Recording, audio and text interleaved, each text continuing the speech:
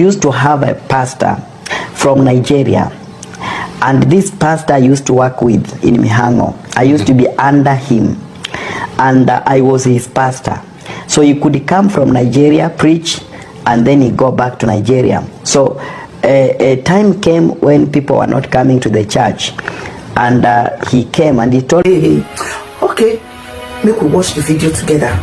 So the man came actually, and after I went to pick him from the hotel, and he told me, do you know what, I will teach you something tomorrow, and you should be practicing these things so that people will come to church.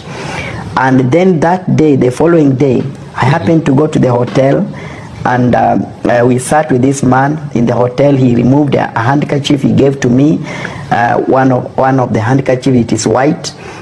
And he told me, do you know what? I told him, I don't know. He told me, this handkerchief, you can use it to attract people in the church. That whoever will come to church and see you with this handkerchief will never leave the church. So I was asking how, and he told me, what you need to do, there are two things you are supposed to do with this handkerchief. Number one, after you have had a girl, that time I was not married even, if after you have had a girl, use this handkerchief to wipe. And then after if not, this handkerchief, you should tie it, you should tie this handkerchief around your whatever, your penis, your manhood. Tie it and sleep with it on Saturday, and then you remove it on Sunday, and then you wrap it around the microphone. And that's why you see people, men of God, using white handkerchief, wrapping them around the microphone. They know what they are doing. They know what they are doing. That handkerchief, it is a spell actually. It is a spell. And then they remove it when they are praying for people. They try touching people with that particular handkerchief. That is a kind of initiation. And when I did that in Mihango, people came to church. I saw many people in church. I could not even imagine. The church that was having less than 10 people could even have over 300 people. And I wondered, this magic is working. But then in my heart, I did not have peace. I reached a point whereby I could not even sleep because I didn't have peace in my heart. I could hear God speaking to me, what you are doing is evil. I did not call you for this. I did not call you to practice witchcraft. I call you to preach the word of God.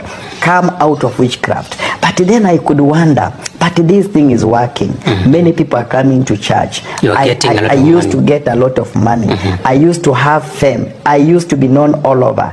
I could even preach. I used even to preach in police stations. I could be invited by the police officers to preach in the prison and to preach to the prisoners.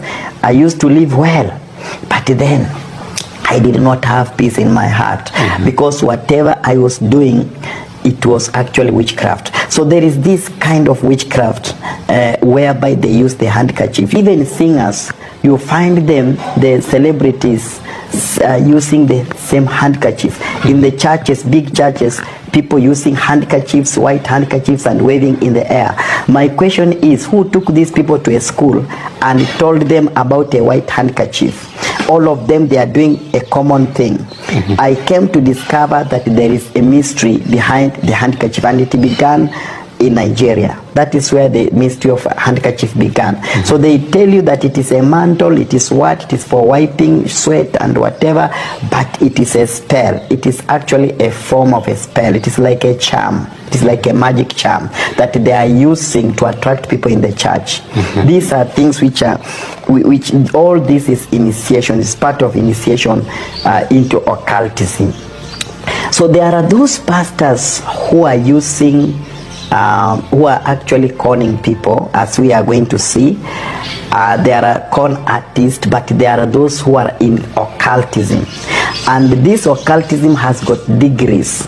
There are those who are very deep into occultism, like those pastors in Mombasa. They are very deep. you see many people want to go to Mombasa, especially during the end of the year. And you find that even the politicians want to go to Mombasa. I know others are going to Mombasa for a good reason, but most of the people that go to Mombasa, they go to tap into